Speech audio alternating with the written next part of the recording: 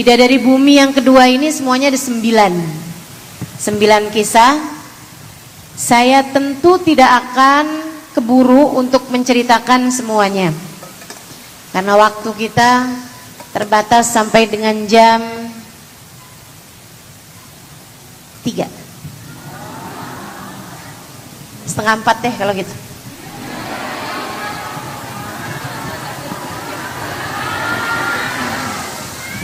Kan masih ada sesi tanya jawabnya juga ya, Ning ya. Berarti sampai jam setengah 4, kemudian ada sesi tanya jawab sampai dengan jam 4, gitu ya. Insyaallah mudah-mudahan waktu yang singkat, waktu yang terbatas, tapi mudah-mudahan berkah ilmunya tidak terbatas. Amin. Kemanfaatan yang kita dapat semoga saja tidak terbatas insyaallah. Amin. Ini teman-teman banyak yang udah pada baca kan bukunya? Nah, kalau gitu baca aja sendiri. Semuanya ada 9. Ada Hubabah Haddadah, ada wanita di makam Habib Ali, ada Hubabah Nur bintu Alwi, ada Ithar. Ithar itu mendahulukan orang lain dalam hal dunia. Wa yu'thiruna ala anfusihim walau kanu bihim khassasah.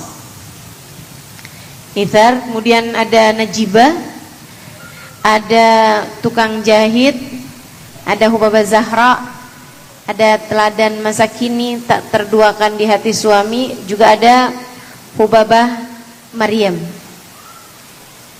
Dari 9 perempuan ini yang mana yang mau diceritakan?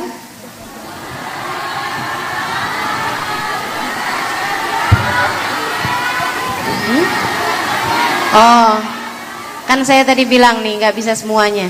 Jadi pilih 3 aja.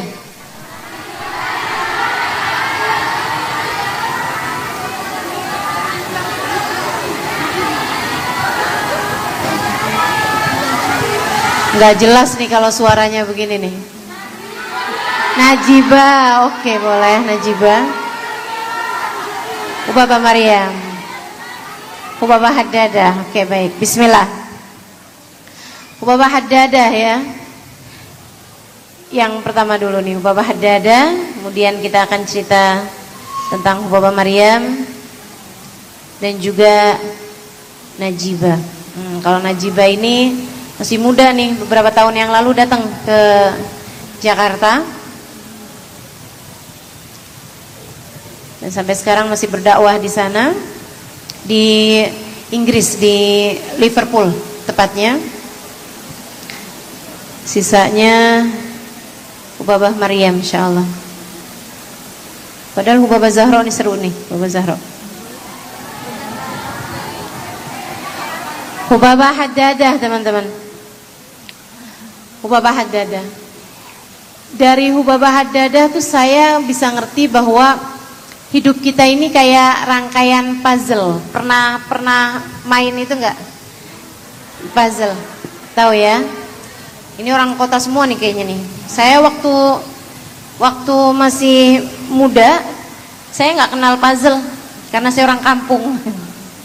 Saya kenalnya main kecebong di itu, di parit-parit. Teman-teman sekalian, hidup ini kayak mata rantai gitu, yang saling terkait satu sama lain. Itu tadi kayak puzzle. Itu tuh kan kalau main puzzle tuh kan, kita taruh oh yang ini di sini, yang ini di sini. Kalau satu belum kelihatan gambarnya kayak apa, tapi begitu terangkai semuanya, oh baru kita jelas gitu. Hidup kita tuh kayak gitu, tidak pernah ada yang kebetulan. Untuk sebuah hidup yang diatur oleh Sang Maha Pengendali segala sesuatu. Hidup ada di tangan Allah, maka Allah mempertemukan kita dengan siapapun pasti ada hikmahnya. Pasti ada pembelajarannya dalam kehidupan. Apapun yang terjadi, termasuk siang hari ini kita ketemu, ini juga bukan suatu hal yang kebetulan. Seperti yang tadi, siapa temannya tadi?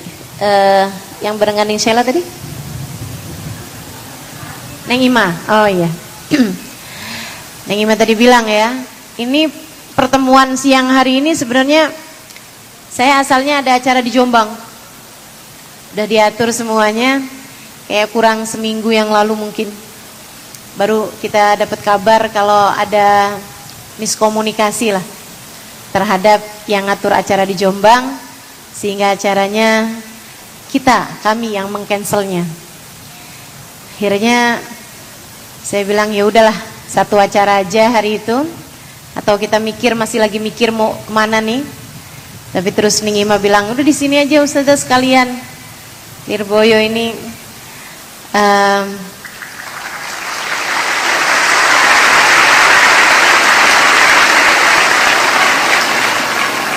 kayaknya emang doa dari salah satu adik-adik santri nih.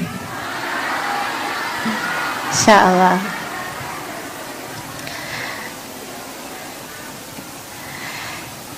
Hubabah Haddada. Saya dulu nyantri di pondoknya Kiai Haji Maimun Zubair. Saat umur saya berapa itu ya? 16, 17, 18. Saya jadi santri di tempatnya Kiai Haji Maimun Zubair. Waktu itu sebagai satu-satunya syarifah yang ada di pondok pesantren tersebut, sehingga mondoknya nggak kayak mondok gitu. Saya suka dibawa tuh sama Bu Nyai, diajakin jalan gitu. Nah, di acara di pondoknya Mbah Mun itu, kami dulu sekolah itu ada namanya Bahtul Masail. Saya kira di pondok-pondok di Lirboyo juga ada kan? Jadi akan ada pertanyaan yang diberikan oleh tim Dewan Guru. Nanti kami siswa-siswi di kelas itu menuliskan jawabannya, mencari-cari jawabannya di kitab-kitab, kemudian kami akan menuliskan jawaban-jawabannya. Ada salah satu kakak kelas yang selalu saja tahu gitu jawabannya, dan selalu aja membawa ibarat dari kitab itu, membawa ibarah dari kitab, teks kitab sebagai dalil, selalu saja dengan bahasa yang paling jelas gitu, sehingga selalu saja jawaban dari si kakak kelas 1 ini yang dijadikan sebagai kayak semacam pemenangnya gitu, yang diambil oleh para dewan guru untuk diambil sebagai jawaban dari pertanyaan tersebut gitu. Saya yang memang dari dulu itu sangat tertarik sama orang-orang pinter, saya deketin kakak kelas saya ini, saya bilang, dari mana sih kak gitu jawabannya, kok bisa selalu aja gitu yang paling pas gitu jawabannya. Dia bilang, Kak Ima, saya manggil dia kak karena lebih tua, dia manggil saya juga kak karena itu tadi ya, saya syarifah gitu. Jadi sepondok pesantren termasuk Bu Nyainya dulu manggil saya Kak Ima. Dia bilang, Kak Ima kalau mau tahu jawabannya tuh sering banget saya dapetin di kitab namanya Bughyatul Mustarsyidin. Saya pun cari kitab tersebut, saya beli kitabnya, dan bener aja, Masya Allah, tuh kitab ditulis oleh ulama mufti ya, seorang mufti namanya Abdurrahman Al-Masyhur. Abdurrahman Al-Masyhur. Saya pikir Al-Masyhur mungkin sangat terkenal keilmuannya, jadi dapat julukan tersebut. Terus tuh, udah tuh, kemana-mana kitab itu saya bawa, saya jadikan sebagai rujukan. Di dalamnya permasalahan, segala permasalahan ada semuanya. Bahasanya gampang, enak, lugas. Saya jadikan kitab itu sebagai pegangan saya. Kitab fikih ya, Bughyatul Mustarsyidin. Adik-adik sedikit sekalian, sampai tuh kitab ininya, apa tuh namanya, sampulnya, sampai udah nggak kelihatan nama judulnya apa gitu. Dari banyaknya saya pegang, bahkan sampai ketidur-tiduran, gitu ya, ngarepinnya biar masuk aja gitu langsung kalau tidur. Tapi ternyata nggak begitu. Kalau nggak dibaca bolak-balik nggak ngerti juga ternyata. Seneng saya jatuh cinta kepada kitab itu. Dah, habis selesai dari Darul Al-Anwar, pondok pesantren Al-Anwar, Sarang Rembang, tempatnya Mbah Mun Kiai Haji Maimun Zubair. Saya dijemput kakak saya untuk menemani dia belajar di Darul Zahra Tarim Hadramaut Yaman. Sebenarnya bahkan waktu itu tuh belum ada Darul Zahra. Yang ada Darul Zahra sekolahan, belum ada Darul Zahra pondok pesantren. Jadi belum ada siswi yang dari luar, yang nginep tuh belum ada. Saya dijemput abang saya untuk nemenin dia. Saya tanya, lah kalau di sana belum ada sekolahan buat perempuan, belum ada pesantren buat perempuan, saya di sana ngapain?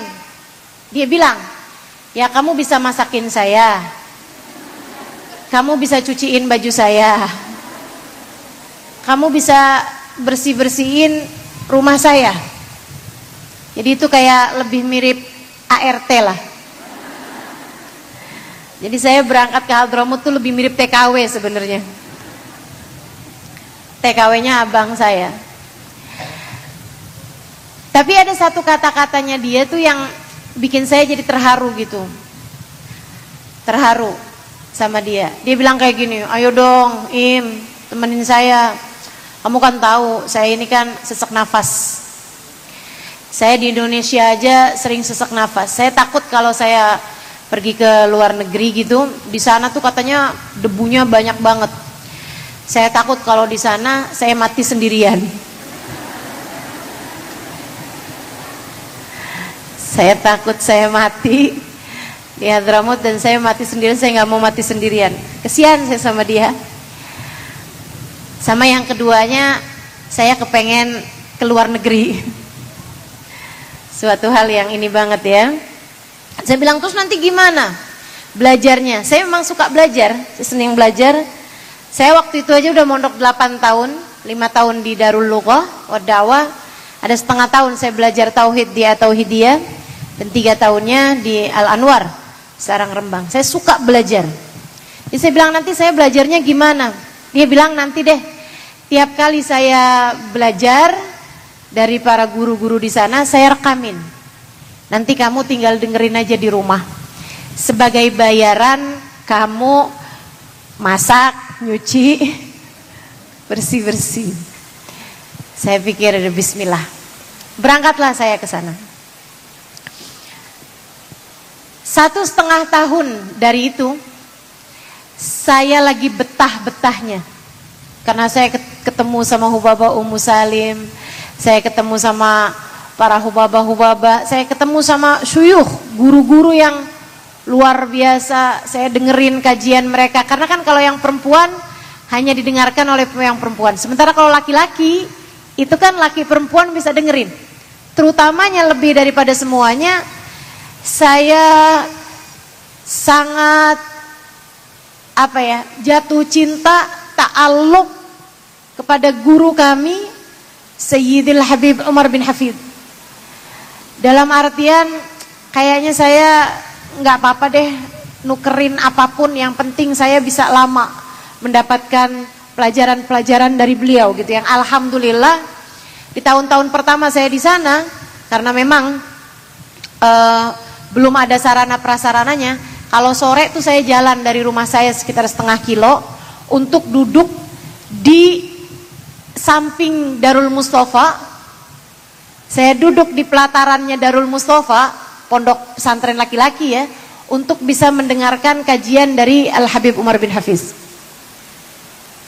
Hampir tiap hari tuh, tiap sore saya jalan gitu, saya dengerin kajiannya gitu. Sampai lama-kelamaan ada satu rumah di depan beliau tuh dibuka untuk perempuan yang mau mendengarkan kajian. Habis itu lama-kelamaan ada radio. Radionya menampilkan radio Darul Mustafa yang semua kajian-kajian Habib Umar, bahkan bacaan-bacaan, zikir dan lain sebagainya dari Darul Mustafa semua disiarkan secara langsung di radio tersebut. Saya jadinya bisa dari rumah mendengarkan kajian-kajian dari Habib Umar bin Hafid. 1,5 tahun abang saya pulang. Saya bilang, gimana sih, saya kan saya datang ke Hadramaut ini kan mau nemenin kamu gitu. Kok malah kamu duluan yang pulang? Dia bilang, ya udah kalau gitu kamu ikutan pulang juga. Saya nggak mau pulang. Sayanya nggak mau pulang, dianya malah mau pulang. Ya udah, alhamdulillah akhirnya diputuskanlah seperti itu. Dia pulang, saya tetap di tetap di Hadramaut, tetap di Tarim. Tapi kemudian karena saya sendirian sebagai perempuan tinggal dalam rumah, saya lepaskan kontrakan saya kemudian tinggal di Daruz Zahra. Ketika saya mulai tinggal di Daruz Zahra inilah Hubabah Haddadah datang. Perempuan pincang, pakai kursi roda. Pulang dari sekolah, jadi antara sekolah sama pesantren, nah itu nggak jadi satu gedung gitu ya, pakai keluar gitu kan. Ada rumah-rumah warga juga di situ. Pulang dari sekolahan mau masuk ke asrama Daruz Zahra, ada seorang laki-laki dorong kursi untuk perempuan ini, untuk Hubabah ini. Hubabah itu panggilan untuk perempuan tua. Ini saya dipanggil Hubabah gitu kayak antara seneng sama sedih. Nggak tahu nih, di depan Ning-Ning nih saya kelihatan kayak umur berapa aja. Kok saya belum udah dipanggil Hubabah. Jadi itu panggilan kebanyakannya buat perempuan tua atau dituakan. Ya. Saya liatin laki-laki ini dorong perempuan ini, kemudian dia bilang, ya tajlis indakum. Dia bilang, ini perempuan ini kepengen duduk sama kalian di Daruz Zahra. Saya bilang, ya udah kalau gitu dirapikan lah. Dibawa masuk ke dalam, terus kami pun menyiapkan ada ruangan untuk beliau. Beliau nggak mau di kamar, beliau maunya ada di kayak shalah di ruangan besar untuk biasa kami sholat di situ, biasa kami majelis di situ, biasa kami zikir dan lain sebagainya di tempat tersebut, kayak aulanya gitu. Dia tinggalnya maunya di situ aja, di aulanya. Satu gedung, satu bangunan gitu sama kamar-kamar kami. Karena kami waktu itu tinggalnya di Daruz Zahra yang jumlah kami belum 30 orang, dan itu adalah rumahnya, bekas rumahnya Habib Umar. Habib Umarnya pindah ke Darul Mustafa, rumah yang memang disiapkan dekat Darul Mustafa. Kami tinggal di bekas rumahnya Habib Umar bin Hafiz. Jadi beliau maunya taruh di ruang tamu itu. Saya semula biasa-biasa aja gitu. Cuman ada hal yang membuat saya sangat tertarik sama beliau. Begini nih. Satu hari di hari Kemis sore ba'da asar, saya lagi ada di situ ketika saya liatin beliau keluar kamar mandi. Kayak habis mandi gitu sampai keramasan segala macam, dan itu teman-teman jalannya tuh merangkak. Seperti yang tadi saya sampaikan, beliau pincang. Pincangnya bukan hanya pincang tapi lumpuh. Jadi dari kaki ini, dari paha ke bawah sudah tidak berfungsi lagi gitu. Jadinya beliau jalannya itu pakai tangan merangkak. Tapi subhanallah, ini memang katanya Hubabah Nur. Nur bilang, ayah min ayatillah, halimah ya min ayatillah. Tanda kekuasaan Allah nih. Orang naik kursi roda tapi pergi lintas negara sendirian. Beliau berangkat umroh sendiri, beliau pergi ke rumah anaknya sendiri. Ntar sama anaknya kan gak boleh pergi kemana-mana, dia pergi aja gitu. Pergi aja tuh, lintas negara, pergi kemana-mana. Termasuk ke Hadramaut itu juga sendirian. Yang nganterin tadi itu ternyata adalah supir taksi. Dari bandara diantarkan naik taksi, di atas kursi rodanya beliau kemana-mana naik kursi roda, sampailah ke Daruz Zahra. Saya asalnya kayak yang ya orang tua tinggal bersama dengan kami, karena memang guru kami orang yang sangat dermawan, sehingga kayaknya semua orang apa aja perlu tempat tinggallah di situ gitu. Cuman hari itu habis asar, hari Kemis, saya lihat beliau bisa selesai mandi dengan rambut yang masih basah gitu kan, dan pakai baju yang wangi cantik gitu. Habis itu beliau duduk di tempatnya beliau itu, terus beliau pakai bedak, pakai lipstik, pakai celak, pakai minyak wangi. Saya liatin aja kayak saya perhatiin aja gitu, tapi nggak yang tamat-tamat saya perhatiin gitu, nggak. Kayak yang kenapa tuh? Istilahnya gitu ya, tuh nenek-nenek kenapa tuh dandan?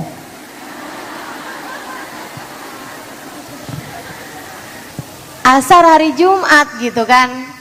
Nah kalau pengantin baru asar hari Jumat dandan kayak masuk akal gitu kan. Nah ini nenek-nenek gitu, umur kayak di atas 70-an teman-teman.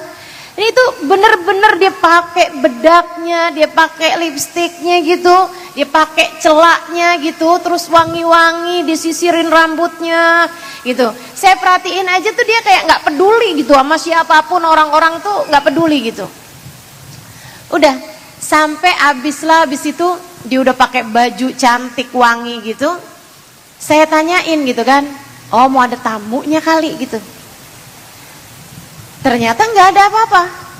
Habis maghrib hari Jumat memang kami kebiasaan setiap habis maghrib hari Jumat kami ikut pembacaan maulid Hadiah Ulami yang disiarkan lewat radio itu tadi tuh dari Darul Mustafa. Kami mengikutinya bersama-sama di Darul Zahra.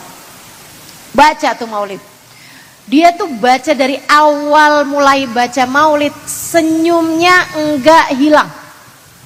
Sepanjang dia baca maulid, semakin orang sebut-sebut nama Nabi Muhammad, senyumnya semakin lebar. Kayak orang mau ketemuan gitu. Kayak orang lagi jatuh cinta, teman-teman. Masya Allah, Masya Allah. Itu bener-bener mata penuh cinta, lisan penuh cinta, telinga penuh cinta gitu ya. Wajah sedang jatuh cinta tampak dalam diri beliau itu. Fahamlah saya kenapa dari tadi dandan. Dia sedang ingin merasakan kedekatan dengan yang kita baca maulidnya. Baginda Nabi besar Muhammad sallallahu alaihi wasallam. Sampai ketika deket-deket qiyam. Beliau udah tahu kan waktunya yang qiyam nih kapan. Itu beliau mepet-mepet tembok sampai ke watajallatil alwaru min kullil jihatu fawaqtu miladil musyaffa'i hana wa kubaila fajrin abrazat syamsal huda dhaharal habibu mukarraman wa musana. Kan kita berdiri semua tuh. Beliau tuh udah dari awal dari watajallatil anwar tuh mepet tembok sampai kalau udah waktunya qiyam beliau akan berdiri, beliau akan coba berdiri dan tentu saja nggak bisa berdiri. Beliau akan berdiri dengan lututnya. Beliau berdiri dengan lututnya, dipaksakan sama beliau. Saya tahu pastinya itu sakit tuh. Akan tapi beliau paksain, kemudian badannya dia tuh disandarkan ke tembok gitu, biar dia bisa gitu, sandarin ke tembok kayak mau berdiri gitu. Sampai saya lihatnya, ya Allah, ini sih bukan mau berdiri ini mau terbang ke langit nih. Kayak bukan orang mau berdiri, tapi kayak orang mau terbang gitu. Kayak orang mau meraih bintang di angkasa atau kayak mau yang Masya Allah, luar biasa sekali. Sembari dia mengucapkan salam kepada Nabi, senyumnya merekah, jatuh cinta luar biasa. Pandangan cinta tampak dari wajahnya. Dengan linangan air mata bergabung dengan senyum yang sangat lebar, dia berucap bersama-sama, Ya Nabi salam alaika, Ya Rasul salam alaika, Ya Habib salam alaika, salawatullah alaika. Ketika saya memandangnya, saya tahu ini adalah seseorang yang telah jatuh cinta kepada Nabi Muhammad. Dan saya pun tahu Dia adalah seseorang yang tercinta di hati Nabi Muhammad. Sebab saya paham cinta kepada Nabi Muhammad tak ada yang tak berbalas. Maka ketika seseorang telah begitu mencintai Nabi Muhammad, pastilah Nabi Muhammad sangat mencintai dia. Hari itu saya mulai memutuskan untuk mendekati beliau ini. Saya duduk temenin kalau beliau makan gitu. Akhirnya waktu malam saya liatin beliau malam-malam itu lagi bebaluran minyak di kakinya yang lumpuh itu. Dia lagi taruh minyak gitu. Saya deketin beliau, saya bilang, "Itu minyak apa, Babah? Itu apa?" Dia bilang, "Hadzat goronful." Ini minyak cengkeh. Lisawit Babah. Saya bilang, "Kenapa Babah pakai itu?" Dia bilang, "Enak nih kalau saya taruhin malam-malam ini, besok paginya saya bangun kaki saya nggak sakit." Maksudnya dipakai merangkak apa tuh enak gitu, nggak sakit kakinya. Saya bilang, "Khalini sawilik Babah. Boleh saya yang pakein Babah?" Dia bilang, "Taush, silakan aja." Dia bilang. Saya ambil minyak itu, mulai itu saya pijit-pijitin kakinya. Seneng rupanya, saya pijitin gitu. Sampai udah selesai, dia mau kasih saya uang. Saya bilang, "La mahtaj." Saya bilang, "Enggak, saya enggak perlu. Saya takut berubah profesi ya. Dari TKW jadi tukang pijit."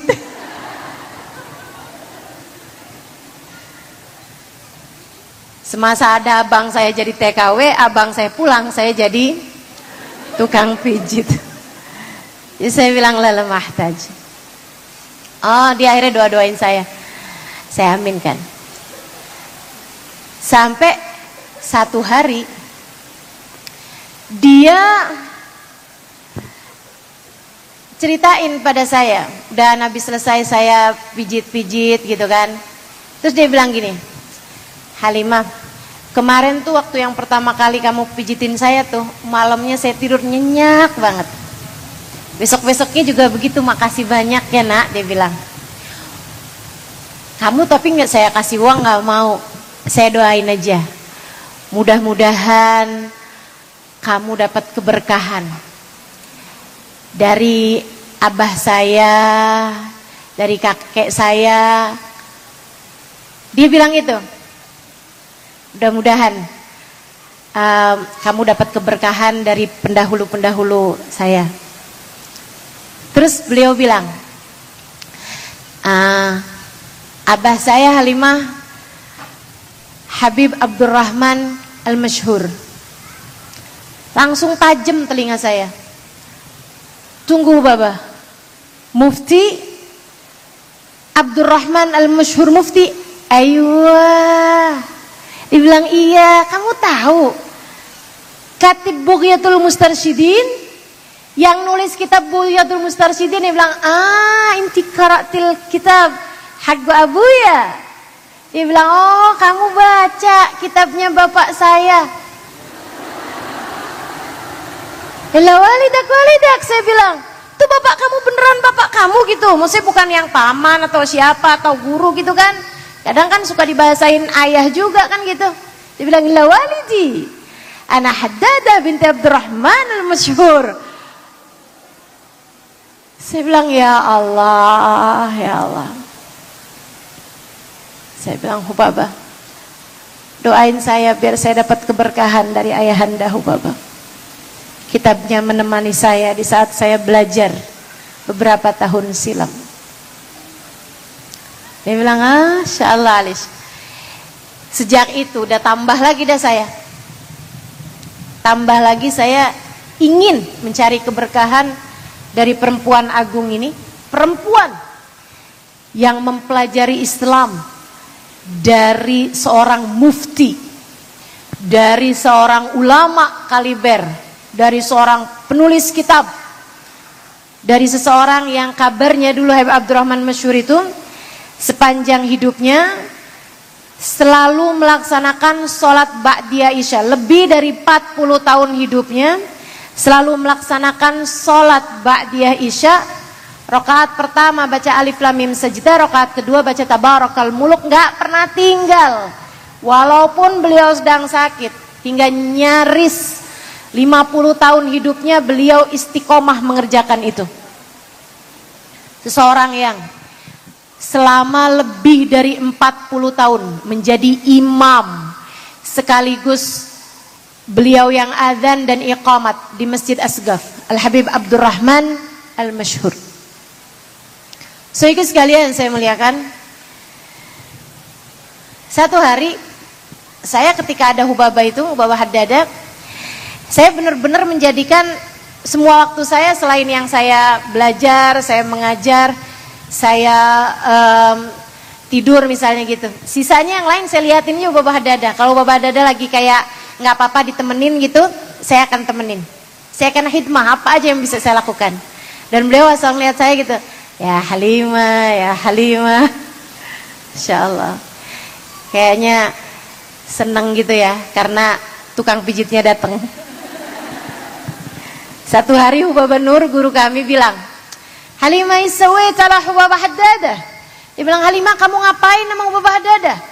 Saya bilang, kenapa Hubabah? Saya udah takut aja saya bikin salah sama tamunya Hubabah Nur gitu. Yang belakangan saya tahu bahwa ternyata Hubabah Nur sangat sayang pada beliau. Bahkan Habib Umar bin Hafidz sangat sayang kepada beliau. Hubabah Haddadah satu waktu abisnya dari rumahnya Habib Umar beberapa jam gitu, terus pulang senyum. Terus saya tanyain kan, kenapa Hubabah senyum-senyum gitu, cie-cie? Beliau bilang, tadi saya habis ketemu sama Habib Umar, cie segitu senengnya. Saya bilang, kenapa Hubabah Haddadah seneng kayak begitu? Dia bilang, Habib Umar bilang, saya adalah salah satu dari bidadari-bidadari yang akan ada di atas surga nanti. Saya salah satu dari perempuan-perempuan yang akan bersama dengan Sayyidah Fatimah nantinya. Saya pikir, wih kelas atas nih ya, bisyarah-bisyarahnya udah gak main-main nih. Hubabah Nur nanya sama saya, "Sawait ala Hubabah Haddadah. Kamu ngapain sama Hubabah Haddadah?" Saya bilang, "Kenapa Hubabah? Maafin saya Hubabah," saya bilang. "Kalau bikin apa nih Hubabah Haddadah, cerita apa sama Hubabah?" saya bilang. Kata Hubabah Nur, "Saya diminta sama Habib Umar untuk ngajakin Hubabah Haddadah nginep di rumah kami kayak biasanya kemarin-kemarin. Tapi yang kemarin ini," kata Hubabah, "saya ajakin nginep, dia nggak mau." Saya tanya, "Kenapa Hubabah nggak mau nginep di sini?" "Di sini nggak ada Halimah Al-Idrus." Di sini nggak ada Halimah Al-Idrus. Masya Allah. "Kamu ngapain sama Hubabah Haddadah?" Saya bilang, "Saya pijitin kakinya Hubabah." Soalnya dia bilang kalau habis dipijitin malam harinya, pagi harinya bangun nggak kesakitan. Alhamdulillah. Teman-teman, hikmah tuh apa aja yang bisa kita kerjain, kita kerjain sama orang-orang soleh, solehah. Saya sampai sekarang ngerasa bahwa kayaknya nih ya, saya ini kalau dibilang cerdas enggak loh, biasa aja gitu. Saya kalau dibilang rajin belajar gitu enggak juga, saya biasa-biasa aja. Biasa-biasa aja. Tapi kalau dibilang bahwa ilmunya tersebar gitu ya, kayak barokah gitu. Saya ngerasanya ilmu saya itu sedikit-sedikit tapi berkah gitu. Saya rasanya ini tuh kayak dapat keberkahan dari orang-orang soleh solehah yang saya temui di masa-masa beberapa tahun yang lalu. Saya hanyalah kecipratan berkah dari perempuan-perempuan yang sesungguhnya memiliki keberkahan. Saya hanya kecipratan berkah sama orang-orang yang memiliki keberkahan di sisi Allah Subhanahu wa taala. Itu yang saya rasakan. Karenanya juga adik-adik nggak usah gengsi-gengsi mau khidmah, walaupun kamu misalnya ustadzah sekalipun. Saya waktu itu sudah mengajar. Saya sudah ustazah di Daruz Zahra ya. Tapi ketika melihat ada Hubabah Haddadah yang usap-usap kaki begitu, nah saya memilih untuk ganti profesi. Dari ustazah jadi tukang pijitnya Hubabah Haddadah. Jadi kalau malam tukang pijit, kalau siang ustazah. Sedikit sekalian saya muliakan, satu hari saya lihat Hubabah itu, bukan satu hari, beberapa hari memang saya lihatin Hubabah Haddadah itu kalau makan, makanannya itu cuman itu aja. Itu terus. Roti gandum tuh ya, yang dibakar gitu, sama segelas susu. Nggak pernah pindah. Makan pagi, makan siang, makan malam. Udah itu tuh. Nggak pernah nyentuh yang lain-lain. Digusuguhkan makanan apapun nggak ada. Beliau nggak akan minum. Itu aja udah. Dari awal datang sampai kemudian pulang, makanannya itu aja. Satu hari saya tergelitik buat nanya gitu, kayak penasaran banget nih gitu kan. Saya pikir awalnya, oh mungkin ini karena kesehatan beliau. Kayaknya mungkin gak boleh makan ini, gak boleh makan itu. Akhirnya udahlah, roti gandum aja gitu kan. Roti gandum yang keras itu loh, sama beliau dicocol susu gitu, udah itu aja makanannya tiap hari. Saya tanya, Hubabah, kayaknya gak pernah ganti menu ya Hubabah. Khubaz wal halib bas, lesh. Saya bilang kenapa gitu, roti gandum sama susu aja tuh kenapa? Dia bilang, roti gandum ini kan makanannya Nabi Muhammad, Halimah. Iya sih.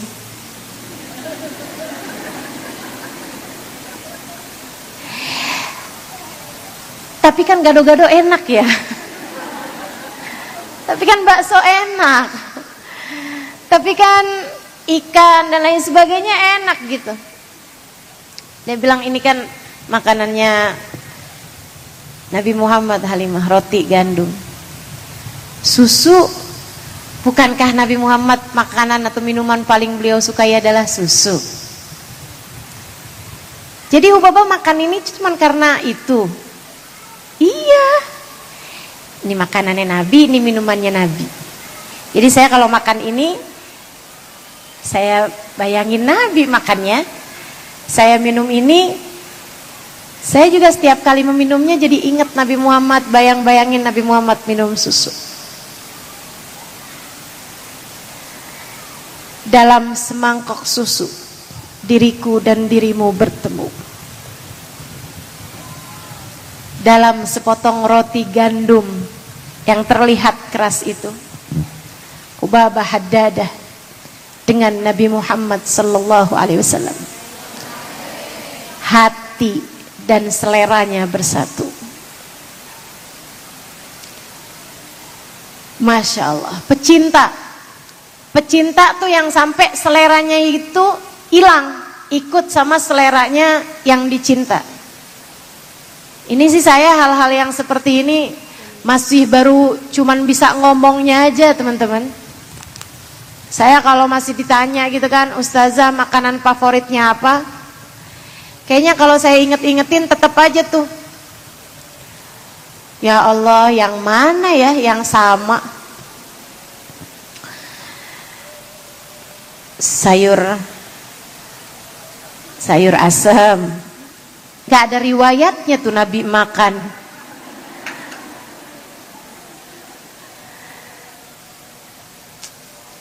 Apalagi terus? Sambal, bakso, rujak.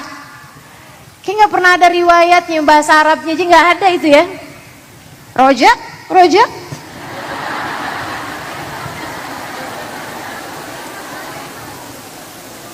Guru kami Habib Umar bin Hafidz suka ngeledekin tuh. Ada gado marrotain.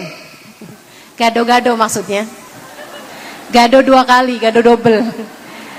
Ada ismuhu gado marrotain.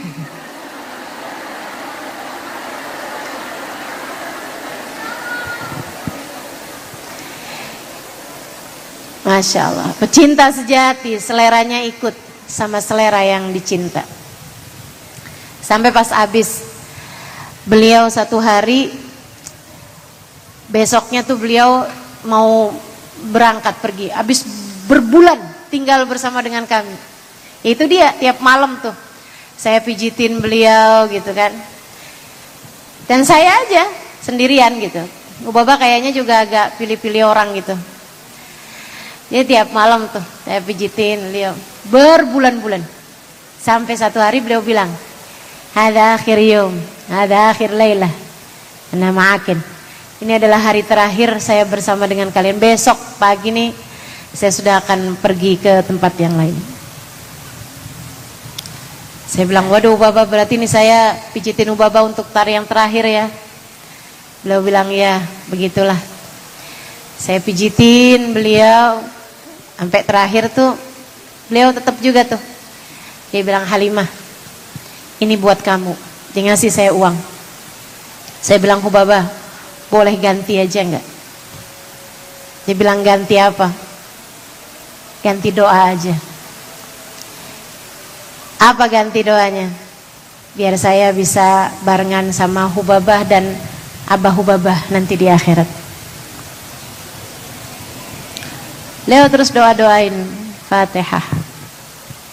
Saya kayak jadi orang yang habis kerja dapat gaji yang tidak terkira. Saya kayak orang habis kerja yang pantasnya tuh diupah cuman 100.000 gitu, tiba-tiba dapat bayarannya 5 miliar gitu. Ya Allah, cuman mijitin doang loh, dapat hadiahnya tuh seperti itu.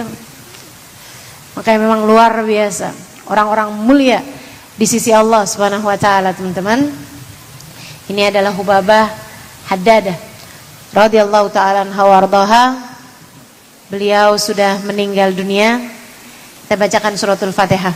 Annallaha yaghfir laha wa yarhamha wa yu'li darajatiha fil jannah wa yanfa'una bi barakatiha wa asrariha wa anwariha wa ulumiha wa nafahatiha fid din wa dunya wal akhirah.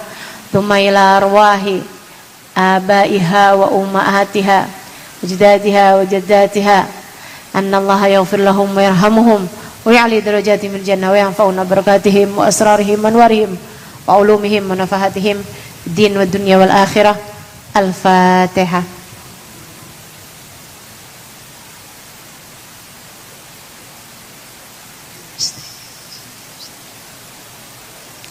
Siratal ladzina an'amta 'alaihim ghairil maghdubi 'alaihim waladdallin.